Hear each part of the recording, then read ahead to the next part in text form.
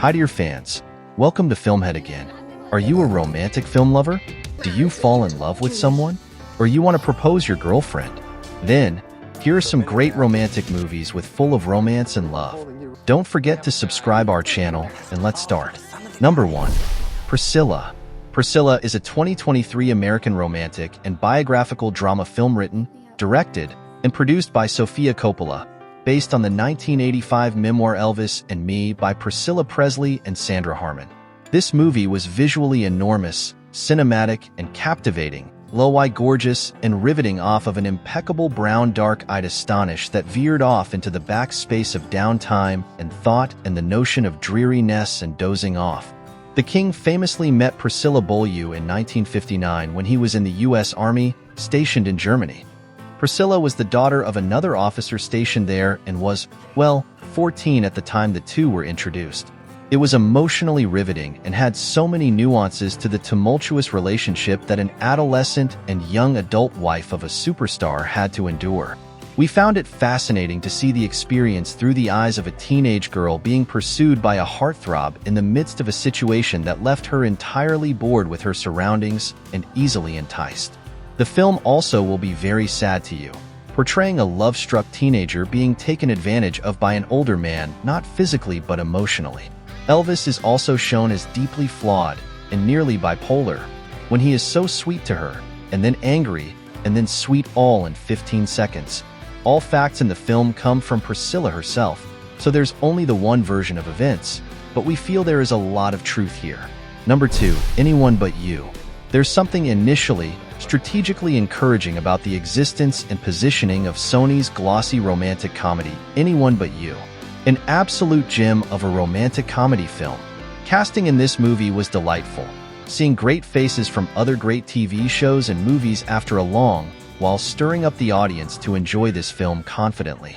Some scenes lacked originality and were overly emphasized, although it wasn't as revealing as the good parts of the film. It's a refreshing movie to watch, having the perks of exciting casts and location. Australia is filled with heartfelt locations and a good place to experience love and adventure with your partner. Will Gluck did a good directing in this movie. The attention to detail, script, and score was pleasant. Overall, this film is about Bea and Ben had a great first date, but their immediate chemistry soon fizzles out. They pretend to be the ideal couple in order to maintain appearances when they find themselves at an unexpected destination wedding in Australia. Unlike most movies these days, which have slower, less interesting events, this movie will keep you entertained the entire time. It was the perfect length movie, and you will enjoy watching it over and over. Number 3. No Hard Feelings. No Hard Feelings is a 2023 American romantic comedy film starring Jennifer Lawrence as a woman who is hired by a wealthy couple to romance their romantically and sexually inexperienced son, played by Andrew Barth Feldman. Directed by Gene Stupnitsky, the film centers on Maddie Barker, Lawrence, a Montauk-based Uber driver in her early 30s and on the verge of bankruptcy. When her car gets repossessed by her scorned tow trucker ex Gary, the house that her late mother left her is about to foreclose, and the income from her mundane part-time bartending job at a seafood-themed bar is far from enough to suffice. No Hard Feelings boasts a breakthrough standout performance by Andrew Barth Feldman, who leaps from the Broadway stage to the silver screen as a delightful foil to Maddie. His Percy is like the antithesis of Gary from Paul Thomas Anderson's Licorice Pizza. Jennifer Lawrence, with her undeniable charisma, proves once more why she's the reigning queen of modern cinema. From her early cinematic adventures to this delightful 2023 comedy, Lawrence's versatility as an actress shines brighter than ever. This movie, of course, is not for kids but good for adults or people transitioning into adulthood. Jennifer Lawrence is in top form, and the film benefits from her charisma and comedic timing. Number 4. Layla Majnun. The unrequited love story of Layla Majnun, said to be of Arabic origins, has over eons fired the imagination of masses the world over. It's one of the most told tales both in the written as well as in oral form. It's not the first time that this classic tale of two star-crossed lovers is being translated into celluloid. In the age of rom-coms, debutante director Sajid Ali has ensured there are plenty of reasons, even for the new generation, to watch this tale.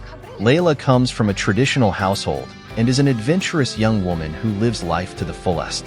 She makes the pampered brat Kays fall madly in love, but their families are at odds over property, which causes suffering, self-destruction, and broken hearts. In a nutshell, if a team of actors and able directors can make audience sit back in silence and be remorseful at many occasions, then that movie must be carrying some soul of it. When the movie entered its climax, not even a soul moved outside for at least a minute. If you are deep enough to appreciate the subtle nuances of the film, you will be blown apart by an emotional roller coaster. Go with an open mind without any preconceived notions. Love is so powerful that it destroys you and gives you a place in the hands of Almighty. Number 5. Beauty and the Beast. Beauty and the Beast is a 2014 romantic fantasy film based on the traditional fairy tale of the same name by Gabrielle Suzanne Barbot de Villeneuve. Unfortunately, as beautiful and magical the movie looks and sounds, it feels quite empty. The story is a lot closer to the original tale than the Disney version, with a darker tone, but the love story was put aside in favor of showing the movie's aesthetics.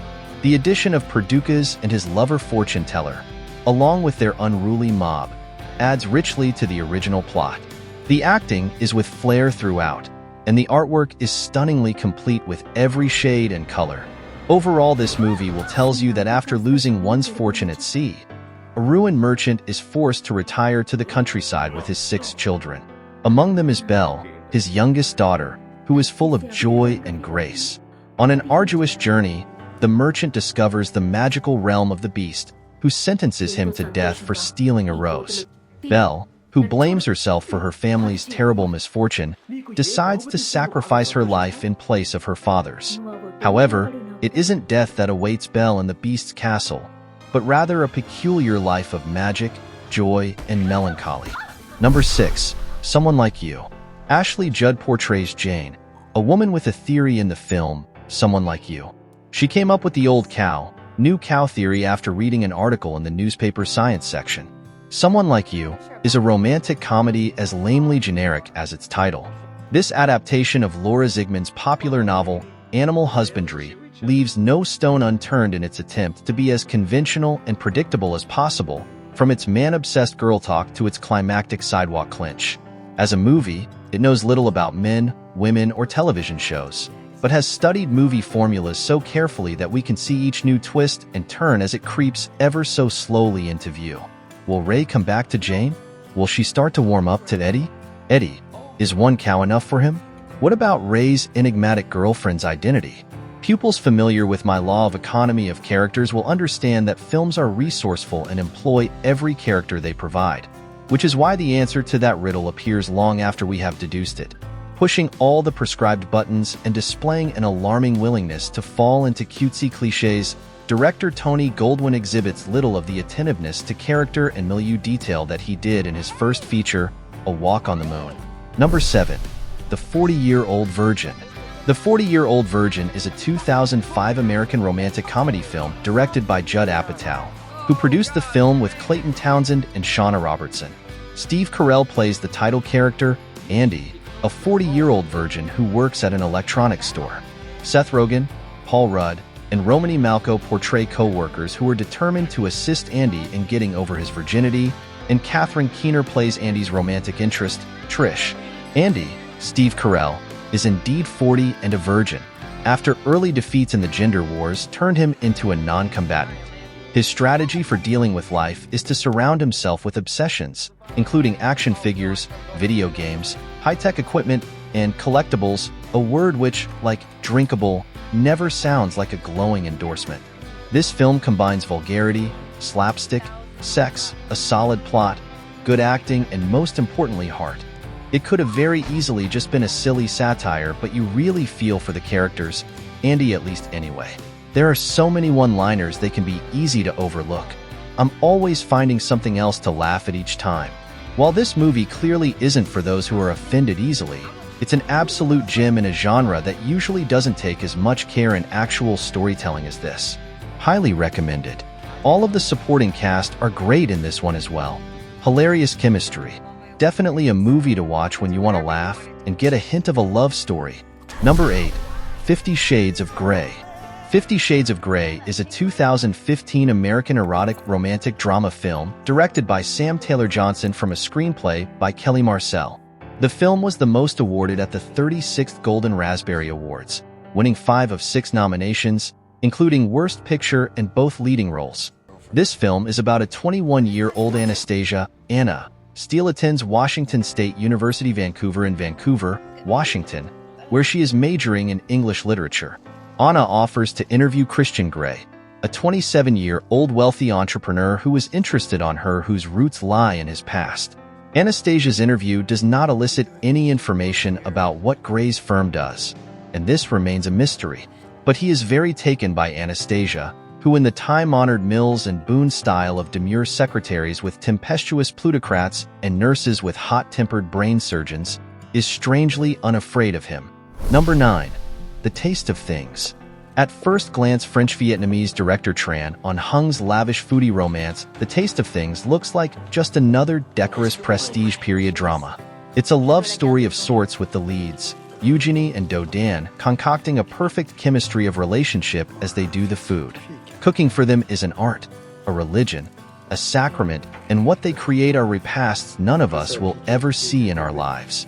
The director lets us experience the symbiotic creativity and passion between two people, taking us through the stages of a repast while allowing us to uncover a unique and discreet relationship.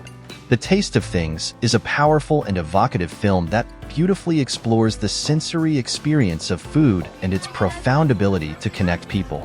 Through its focus on smell, taste, sound, and visuals, the movie artfully reminds us of the richness of our senses and the artistry of food.